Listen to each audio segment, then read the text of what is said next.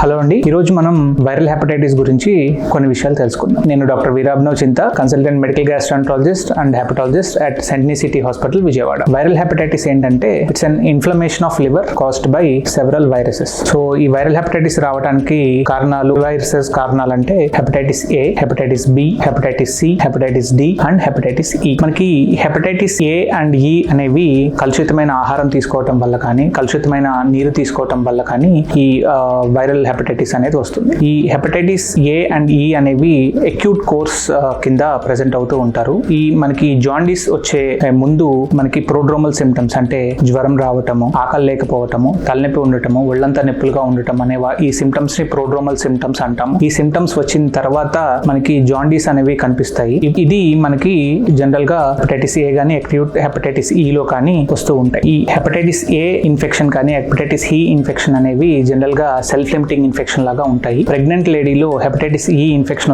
వస్తే గనక అది చాలా సివియర్ కోర్స్ ఉంటుంది అండ్ లివర్ ఫెయిల్యూర్ వచ్చే ఛాన్సెస్ ఉంటాయి. అండ్ కొన్ని కేసెస్ లో హెపటైటిస్ ఏ ఇన్ఫెక్షన్ వల్ల కానీ హెపటైటిస్ ఈ ఇన్ఫెక్షన్ వల్ల కానీ కంప్లీట్ లివర్ ఫెయిల్యూర్ వచ్చే ఛాన్సెస్ అనేవి ఉంటాయి అన్నమాట. ఎప్పుడైనా కానీ మనకి ఒక కలుషితమైన ఫుడ్ తీసుకున్నా కానీ, కలుషిత వాటర్ తాగినా కానీ మనకి జాండీస్ అవి వస్తే గనక ఎటువంటి అశ్రద్ధ చేయకుండా దాన్ని టెస్ట్ చేయించుకొని అది హెపటైటిస్ ఏ ఇన్ఫెక్షన్, హెపటైటిస్ ఈ ఇన్ఫెక్షన్ అని చెప్పి నిర్ధారణ చేసుకొని అండ్ దానికి తగిన సిమ్టమాటిక్ ఆర్ సపోర్టివ్ కేర్ తీసుకుంటే మనము ఈ హెపటైటిస్ ఏ ఇన్ఫెక్షన్ నుంచి, హెపటైటిస్ ఈ ఇన్ఫెక్షన్ నుంచి త్వరగా కోలుకోవచ్చు.